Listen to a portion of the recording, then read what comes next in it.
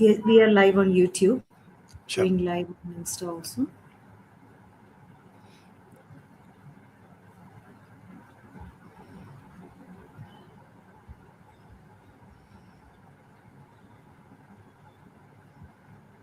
We are live on Instagram also. You may just want to quickly just check if this is the Yeah. case.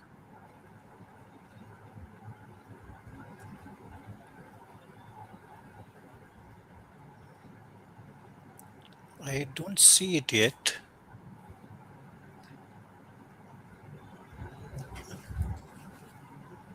On It my should come page. in. Yeah. On your page. Yes. Reboot.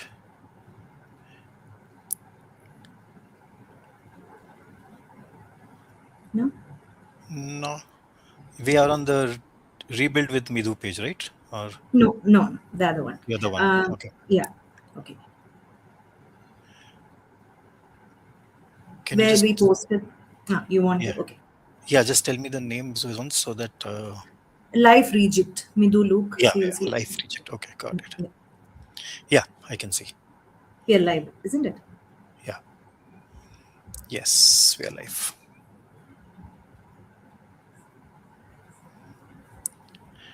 One friend is asking to which page it is, so I'm just giving Yes. life. Okay. Let me We'll just start in 2 minutes, Apoorva. yeah.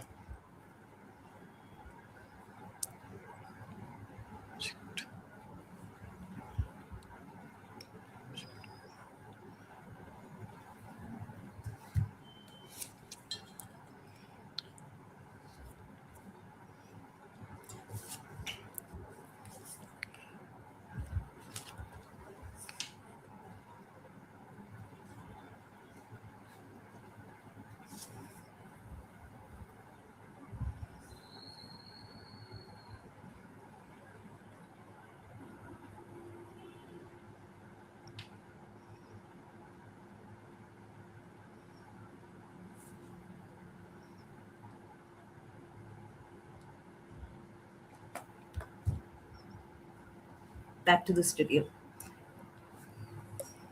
Yeah. Yeah, let's go for this. So, welcome everyone who is joining this live today. Thank you so much for joining in. This is the third episode in this series, which is on decluttering.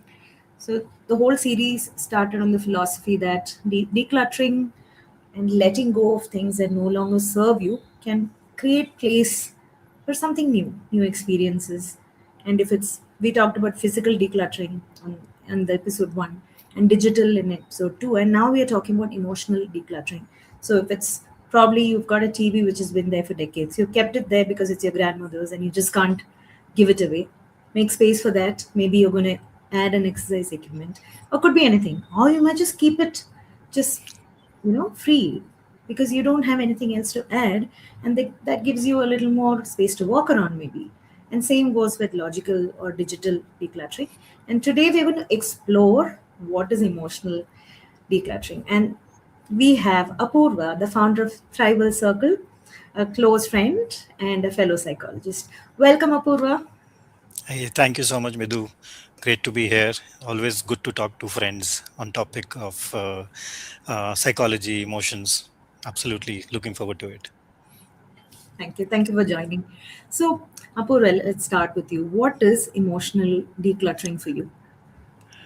Oh, before we get to decluttering, I think important is to understand what is the clutter when it comes to into emotions. You very logically brought in the physical space example. Like, I mean, if you have an almirah which is already filled with stuff, it is overflowing. The only way to do is to remove stuff, clean it up, and then start using it. I think very similarly, if you start looking at our emotions, our mind, and our experiences, we collect emotions and experiences throughout our lives. And a lot of times we just assume that these emotions will solve themselves. But the fact is that emotional clutter is something, a lot of these feelings and emotions, we never really get a chance to discuss, sort, unwrap, and see what was it all about. So we just keep accumulating that these emotions in our head and our mind, and that is like a heavy bag that we carry. Imagine yourself keeping, having a one stone in your bag, but you keep accumulating stone, it gets heavy. So sometimes I think emotional clutter is also very much like that. It's like a bundle of emotions which have nowhere to go, which there is no exit right now, and feelings which we have never really processed. So that is the clutter. And so decluttering is, of course, like how do we really look at unwrapping all of these, making sense of these, getting closure on a few of these emotions. So for me, decluttering is not always about deleting. It's more about how do you process this. It's like digestion. Like you don't delete food from your system. You digest it. You process it so that it becomes a part of your system and does well, does good to your system. So very similarly, for me, emotional decluttering is more of a digestion of emotion, processing of emotions in a way where it becomes healthy for us, and the unhealthy emotions exit the body in a layman term. Yeah. What do you And think? we are, yeah, I can completely agree with you, right? Because um, in our day-to-day life, we are bound to meet people, we are bound to have situations, whether it's happy, sad. I think, Apurva, we process our happy emotions fast and we quickly forget about them also. Happiness doesn't stay for a long time. But the negative emotions, it could be whatever, right? It could be sadness, disappointment, guilt, shame, unforgiveness, they stay. They Yeah. definitely don't exit in any way, and we also don't process them. I don't know. We can explore why we don't process them, and we feel choked, and that impacts the next actions which we're going to take. It Mhm. impacts our relationships with the situation or the people with whom we have had those negative emotions. So I think it's very important to declutter so as to Mhm. have a very healthy way forward. I do agree with you. Yeah. Yeah, I totally understand when you say, right? I mean, happy emotions, yeah, we take it for granted very quickly. We get happy. It just is easy to process. The difficult ones, I think there's a lot of avoidance. And also, we have never been really, as human beings, as children, we have never been really told how to process those emotions. We kind of avoid them. There is a denial, or there is an avoidance about all these emotions. So they just stay there. uh, Happy emotions are easy because you can talk about it, you can celebrate them, you can get it out of your system, it is visible on your face. um, but sadness, or grief, something that we end up dealing personally, very much lonely and nowhere to go. A lot of times people don't even talk about it, and they keep that in the system for the longest possible time, because nobody really told them how to deal with it really. There's very, whether you call it lack of awareness or lack of knowledge or training, uh, we don't know really how to deal with these emotions, and we end up doing it in a very unhealthy way, either suppressing them, or acting out in a weird fashion. So yeah, I totally agree. Happiness is easy to process. Difficult emotions are something that stays with us for much longer than Yeah. needed. Yeah. And as you were talking, I was just thinking, right?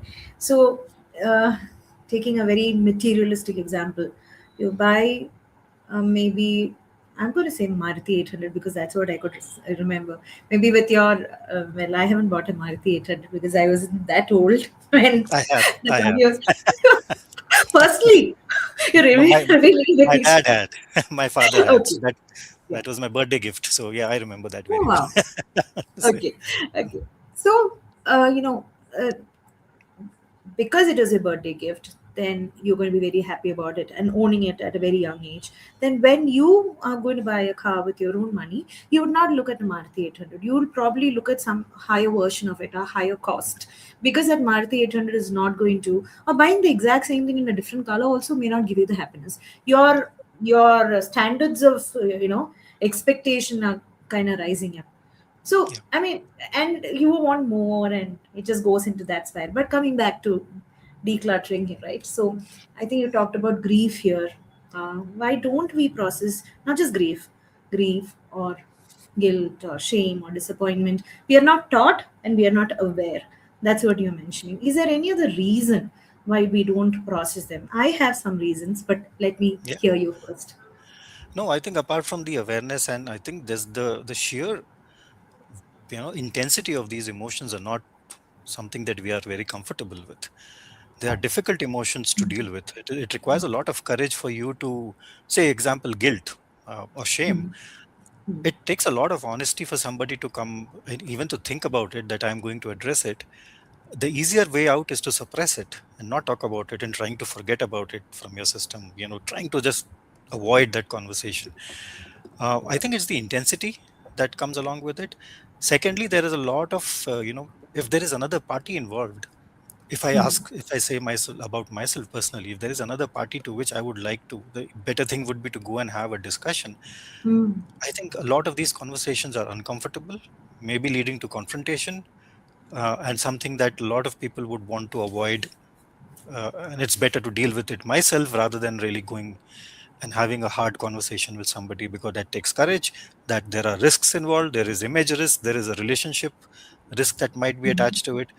So a lot of people don't even bring those topics up, and especially if it is closer to family, you might feel like the risks might be quite high, and you would want to just live with it somehow and not process it and not address it or mm. discuss with it. So for me, these were the reasons. But what, like, interested to see what reasons came to your mind. One is definitely the time factor. We are moving from one activity to another, Purva. So, Mm, and everything is. I don't know. I'm assuming that for you also it may be the same. Everything is calendarized, except for time to eat, time to drink water, probably time to exercise. A lot of these things are calendarized, and we don't have the time to take out for another person. If it's a mhm, happy conversation, yes, we would find some time somewhere. But if it's something which the unprocessed emotions, if you want to take them out and then uh, dissect them and say, Apu Rasi, you have been missing meetings between us on a mm, consistent basis, or you're not logging in the first 20 minutes, it's delaying me and that's impacting my dinner schedule. mhm, It is a tough topic because I'm head on confronting you. I don't mhm, want to call it confrontation, really. I would call it a conversation, but you mm, might think that you're being confronted, yeah, how yeah, you very much. perceive, and then it might take a long time to really come to the point where we can move forward, right? So this is impacting me this way. um, that could be a way of opening it, but I can say, Mm, because of you, I'm always getting late for my dinner mm, whenever we have a call, when we have a call or a collaboration. And again, mhm, the whole dynamics at play when we have conversations. I still use the word conversations to just try and process the emotions, mhm, because this is somebody who's triggering that emotion in you. I think that's really complicated and cannot probably, I don't think it can be done in 5 minutes, 2 minutes, and I've got my next appointment waiting, right? mm, So just for that, because I don't want to get into this complicated business, I may just stash it away. That is one yeah, primary reason. mm, Second is same, taking off from there. It is going to, um, maybe I'm going to take it up with you, but I myself won't be at peace because I'm going to go through all this tough things. I'm going to verbalize it, talk it out. It's going to be mm, difficult.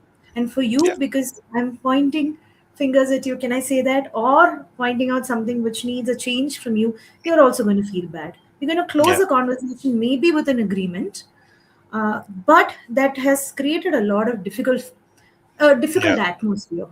So it might be a yeah, good reason to just brush it under the carpet and just keep quiet about it. yeah. Uh, Absolutely. The couple of things that come to my mind when you said, one is time, like you said. I think definitely. Second is this whole setting and space, right? Having that, that it takes two people to have these mature conversations, right? The other person has to be physically, mentally, emotionally present in that conversation to make sense. Otherwise, they can just personalize it as an attack, and this goes bad from Yeah. there. And the third bit is that, the growth mindset that you have. Mm, You're trying to solve something. You're trying to have a mature, honest conversation. I mean, a lot of people may not be there yet to have that conversation at an emotional level, or understand what you're trying to say. So a lot of time it is, yeah, I agree that in today's world, especially where things are moving very fast, finding the right timing, finding the right space setting, and the person who is emotionally, physically, mentally ready to have that conversation mm, is a luxury. Not many people would be ready to have that hard conversation with you. You're right, it's hard, and primarily a lot of these conversations go unsaid, because of exactly that reason, that it's hard to have this conversation. Let's not go that way. So the easier route, and human beings are trying to find the plan B. We find the easier path to address it, though it is not What technically is easy for us. what is an easy path for you? For me, the easier, I mean, I would not say easy. In fact, that Probably that this is a standard way of doing things. They have not done that. So yeah, yeah, yeah, and you said that you've had conversations. I would also definitely have conversations with people who matter, right? mm, Not with everybody. If I want to keep that relationship for life, I really believe that I believe in inner work, no two ways about it. mm, Because and not speaking in the heat of the moment, I'm still struggling to not speak in the heat mhm, of the moment. It's not something that you have to keep teaching yourself. I'm much better yeah, now, but still there could be times where we might. I'm training myself to say that. See, right now we have to close this conversation, and we'll have to take it another day. Let me just think through it, and it's something that I've sort of by hearted and kept, so that when something is triggered, I can just throw this. mm, So that's something that I do. Why? Because I can do some inner work. But for me, if it's a person who I value, or maybe even a business associate, or a close friend with whom I see a future, mhm, right? A friendship going on for a long time. Then for me, it's very important that I talk it out with them. Uh, absolutely. I have to curb my expectations, but Mhm, certain things which are so clear that the person has to do, should have done, or anything of that sort, for me, it's very necessary. yeah, yeah. Tell me, Apoorva, but how about feelings like shame and guilt and all of that? What's your approach? Those are very hard feelings. Honestly, these are feelings which bother people a lot more deeply than the daily life issues, and they are long-standing issues, right? Something like guilt and shame go hand in hand. A lot of times, people live under that guilt, and there's nowhere to go. If you have done something wrong, Mm, um, there's not, you cannot really put the blame on somebody else. But I think you have to do that work for yourself. So I think mm, it's a little harder. I believe guilt and shame, and because they are deeper emotions. There's a lot of examples, lot of vintage, and they sit in your system for a very long time. mm, I think unpacking them requires some help, because that is where you would need to talk it out properly, to write it out. So I think somebody who can ask you good questions about what happened, what did you feel about it, how, what can we do about, can you name it, can you name examples, and I think unpacking it into a thing where it becomes, rather than becoming just a bunch of big ball of emotion, it starts looking like a set of activities that were done at that time. So you become a little more um, logical about it and less emotional, and then I think things probably can have you can at least start having a conversation around it, because guilt and shame together, when they, or any hard emotion like grief, as well, it's a big ball of emotion that sits, a dark ball of mm, emotion that is there. It's a lump sitting in your head and mind. I think it takes a lot of work to unpack that, clean it up, mm, actually make it sound logical, how sequence of events, and name those emotions properly, name those activities properly. And I mm, feel that's where getting counseling, getting therapy really helps, because that's where a professional can really help you unpack all of this in a more structured manner. For us alone, yes, we need to do the inner work, but I think professional help here definitely be advisable in my can shorten the cycle of shall I call it oh, recovery or absolutely. decluttering, Yes, yeah. yes, yeah, yeah. But that's something that and I've seen people seeking help now. There's more awareness about emotions like grief, guilt, and all of us go through it in some form or the other, some manageable, some not. But I think more and more people, in my experience of counseling, people are reaching out, starting to ask questions and trying to seek help. But of course, there should be more awareness around that this can be solved. You were talking Yeah, about naming the steps and naming the emotions. Can you take an example, maybe a very, yeah, a small example, and for our viewers yeah, to understand this? yeah. So I'll take an example of uh, you know. without really naming any person, but something that found in my counseling experience about a husband and wife couple where, husband was feeling guilty for not doing something for the longest period of time for his wife. And he was being made to feel guilty as well. And that's why they were there to seek help. But the guilt was, it was just like, I'm not good enough. I could have done better. And those kind of statements. But these are all emotions which sit with you. You feel bad about it. But what is it that good that you would have wanted to do? So unpacking those feelings and saying that, okay, now let's go back. Let's try to understand, what did you not do? And then what makes you feel guilty? If doing something ABC would have made you feel less guilty, or would have made you feel happy or your wife happy, what are these activities? So somewhere you're trying to remove the guilt and the self-loathing into more of a progress, that okay, let's try to figure out what is it that you should have done in your mind to feel less guilty, or to make your wife feel more happy with you. What is it that is did not happen? So when you start asking questions, I think they start doing naming things like activities. I could have done this. I could have, been more proactive in communication. I could have taken her out for a dinner. I could have made her birthday special. A lot of these activities start coming in. So can you see that emotion of the whole guilt is now went into Yeah. transactional things that which are doable. You can still do it. So it starts leading to some action. That what stops us from doing it now? We are still married, so why can't we go out on a dinner date now? So it suddenly starts making progress. So, I mean, this is a very layman example, but there are more deeper No, that's a issues with. very nice example, and this is like you said, we are still married, and there can be some resolution here. But can I share an example where Yeah, absolutely. Yeah, uh, an example involving a parent and a child, something that has been done in childhood, which you can't really erase, you can't go back to. I'm taking an example, let's say a child who's probably not given a vaccination on time, and that mm, impacting their health. And for example, let's take polio for example. And then there is probably a slight limp the person has, which has been attributed to not taking the vaccination on time, and that's probably going to impact their entry into a football team, maybe, mm, or maybe their entry in, or their standing in the marriage market, for example. Right, there is a long standing impact there. yeah, The parents can't do anything about it. Okay, and by the time the child understands that this is the reason, and the parents are honest enough to say, that there is a history to it. I don't know. There can be multiple scenarios in this case, right?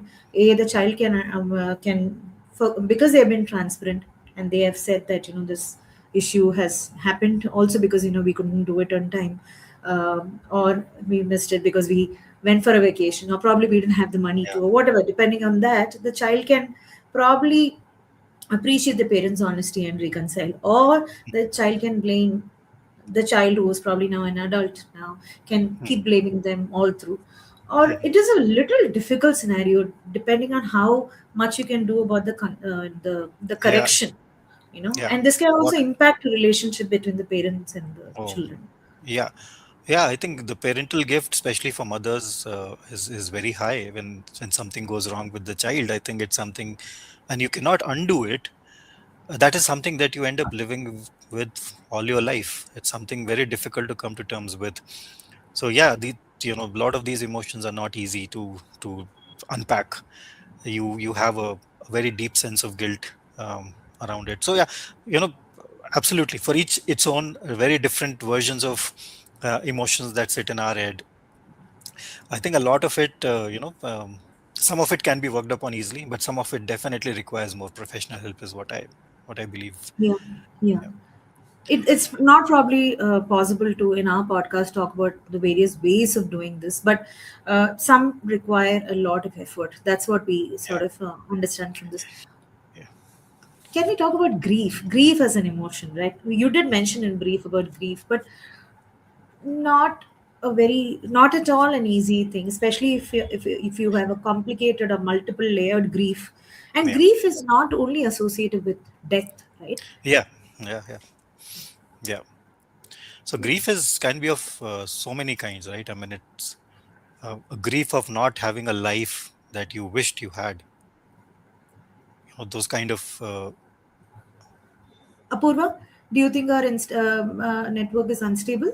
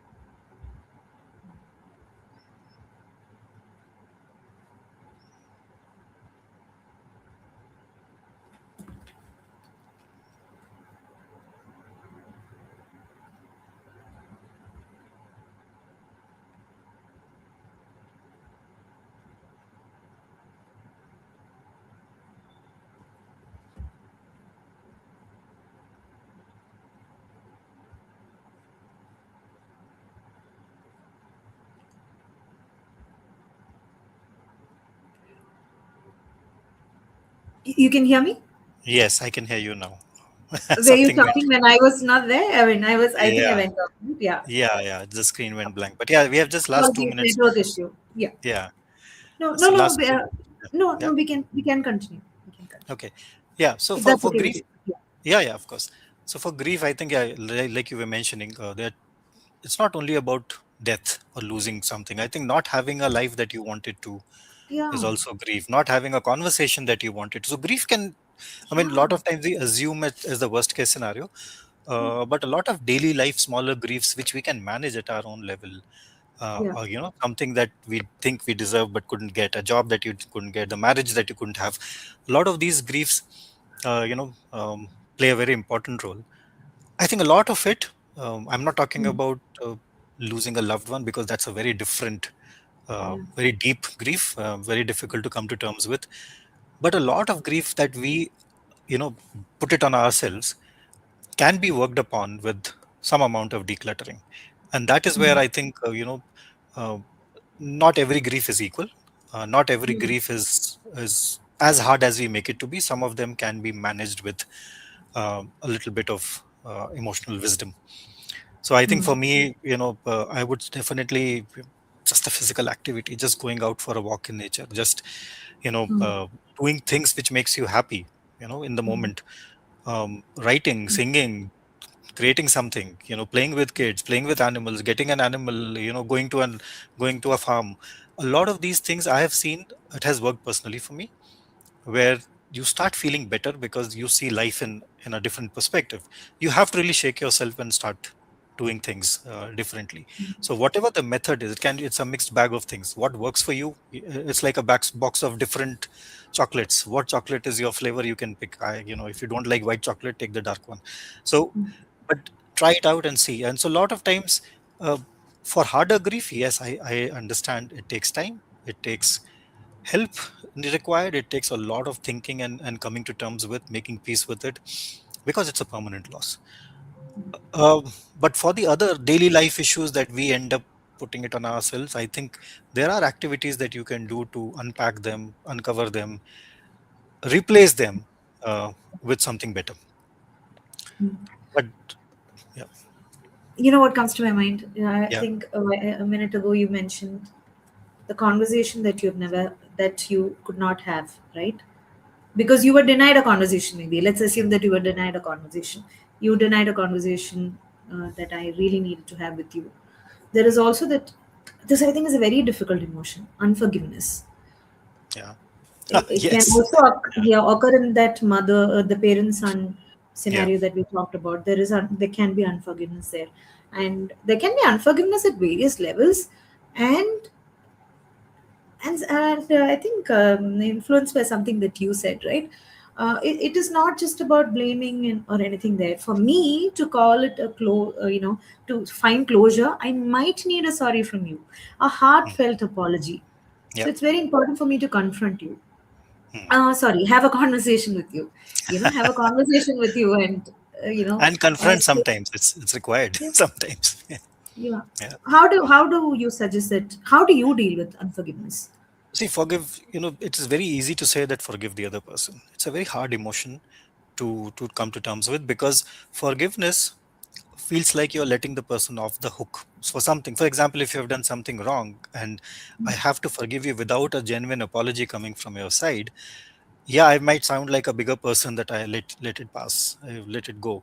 But it's like I'm letting you off the hook for something wrong you did. You never really realized it. So it feels like it's unjustified in a lot of people's mind. Say they really hold on to it because there has never been a punishment given for the wrong that was done by this person. So a lot of people end up holding on to that. Not forgiving somebody is because they feel the other person has not suffered enough, they have not been punished enough, they have not learned their lessons yet, and I'm being asked to become the bigger person and let them go. So they basically get away with it. So it feels like it's a I'm becoming the bigger person, but actually I'm the one being wronged and I have to let it go. What they forget, and what we all forget, I mean, it's same for all of us, is that forgiveness is not for them, it is for us to feel liberated. We are creating that. That's a freedom that you are buying for yourself, not for them. So a lot of time forgiveness does not mean that you are okay with it, or you are getting that same relationship back in the same form. You are forgiving to get your own peace back. You're forgiving to liberate yourself. So the perspective, when it becomes internal, when you start looking at yourself and say, what is in it for me to forgive? I think it becomes easier, but it's not an easy emotion. And with life experience and whatever counseling, clients I have dealt with so far, and corporate experience, forgiveness is not something that comes very easy. People don't end up saying sorry so easily. People don't apologize. It takes a very honest person to genuinely and heartfelt apology, offer an heartfelt apology. It require a really Yeah. honest human being on the other side. More often than not, does not come. So it's a hard emotion to unpack for sure. You know, you were talking about forgetting, right? So, as we are kind of coming to the close of our episode today, can we also talk about some of the ways in which you can emotionally declutter? Maybe I'll go first because I don't want to lose the point Sure. that you know that came in from what you said. I may forgive a person because it's needed for me to feel lighter. I'm almost tempted to use the word moksha, just not in that intensity. I need to feel lighter. My Mm, burden needs to be lighter. And yes, tomorrow I don't want to have an animosity with you, any bitterness with you. mm, So I want to forgive. And I want to have that. See, one thing that has really come out of this conversation is you're someone who is a lot internal, you reflect and you try to, process your emotion that way. Well, for me, I do that. But the second, if there is a person involved, I definitely want to have a conversation. mm, mm, And you also said that for you also that's important when near and dear ones. yeah. So with people who you probably don't want, you don't really care enough to carry them with you throughout your life. Also, I might still want to part ways or not really tata bye bye, but then Mm, I probably want to forgive and forget about what happened, but not forget that this can happen again. Therefore, yeah. for me, one definite thing is setting emotional boundaries or setting boundaries, right? Mm, So yeah. this could have been the intensity of a relationship, but now it's going to be this because I don't want to get into this scenario again. Yeah. Yeah. Yeah. You Once have bitten, learned your twice lesson. shy. Yeah. Yeah. Yeah, absolutely. I think the boundary part is very important, because forgiveness does not mean that the other person gets the same access back in your life. Now the access will be decided by you, depending on the current situation, depending on the current state of the relationship. It can be a one-arm distance. I'm not fighting you. I still wish well for you, but I'm maintaining a safe distance. So you're no longer in my close circle. So forgiveness does not really mean that the other person gets an equal access back and everything is hunky dory again. So I think that's where, having that awareness that forgiveness is for myself, it arms me with better intelligence, better wisdom. How do I create boundaries? I'll be in a better place. It becomes easier to give that, but uh, it's difficult for people to think like that in the first step itself, right? I mean, it's a journey where people come to terms with. Most people would say sorry, and then I'll forgive you. So it comes to an ego battle more than an honest. Uh,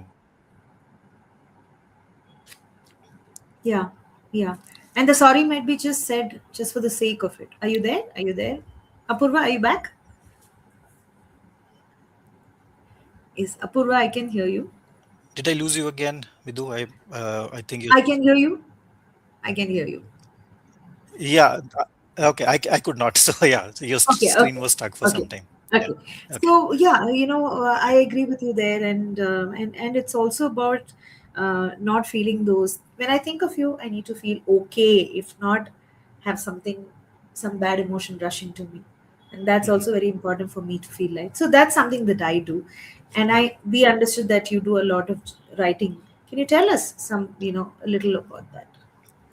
So writing or journaling, whatever is Yeah. your method, I think for me personally that has been a life changing experience, Mm, because for me, a lot of times we think and we assume what we think is right. We are very emotional people, and so we assume that our emotions are right and they are in the right place.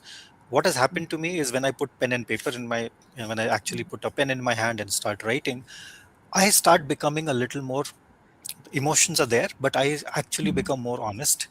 So what I feel is what I write, but a part of me also starts correcting myself that this might be an assumption, this is where you might be going wrong. So it really helps me clarify a lot of things which otherwise I would not do. I would think and I'll assume it's a because being a victim is such a great place, right? It's a slippery slope.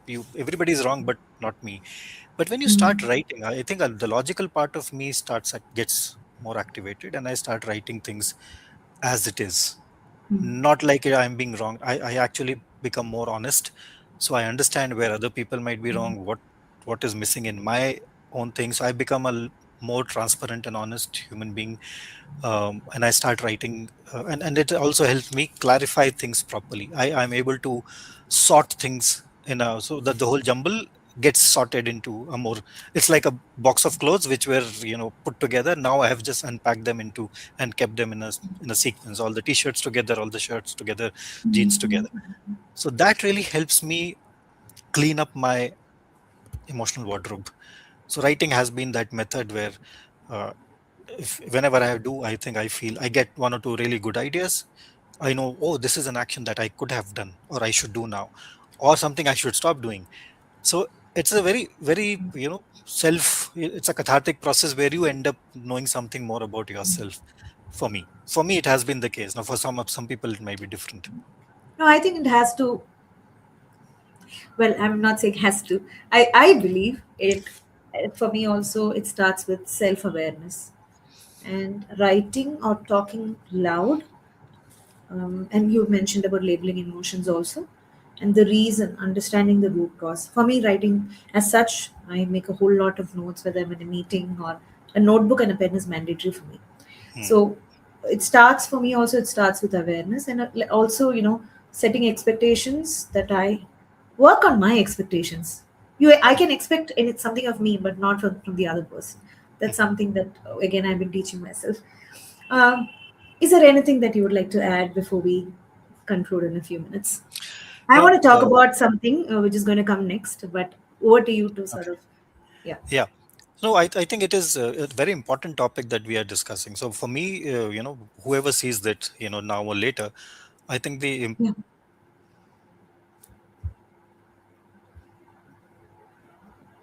uh, I'm here. I'm here. oh, can you I'm hear here. me? I'm here. I'm here. I'm here. Yes. Yeah. Can you hear me? Yes. I don't know what's happening. Either I don't know, it's yours or mine. I don't know, but I could see myself, but not you for some reason. Okay. Yeah. So for me, I think the topic is very important. I would not really give, because it's in 30 minutes, 40 minutes, you really can't give a lot of Yeah. specifics.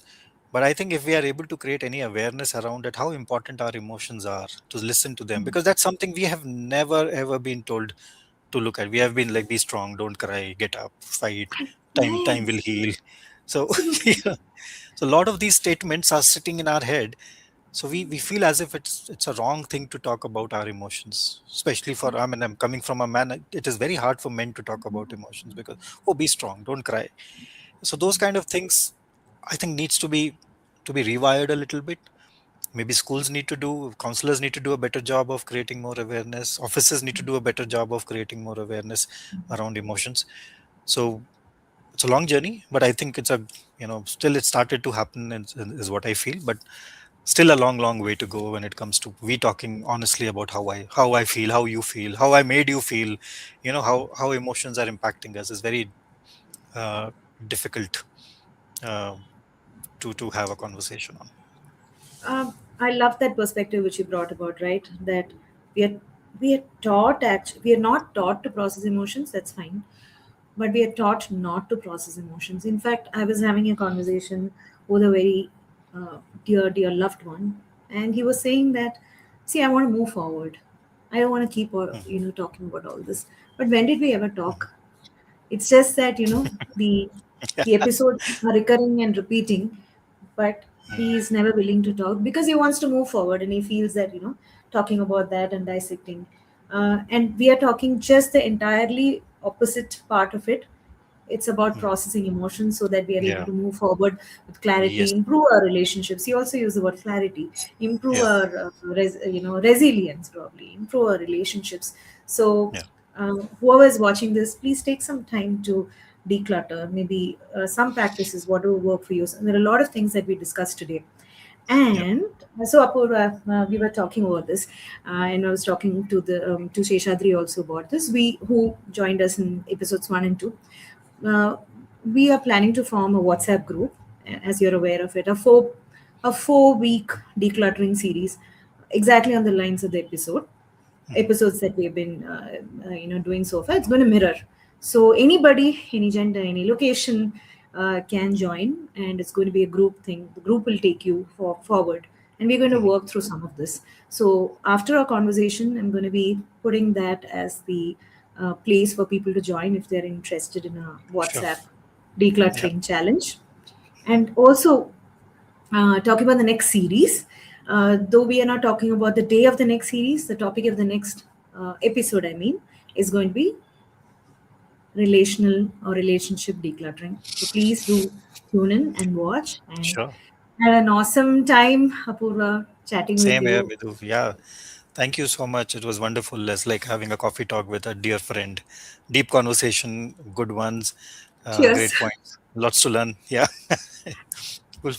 Thank you. Yeah. Let's meet Thank you again. so much. Sure. We'll do for sure. Thank you. Good Okay. night. Thank you. Bye.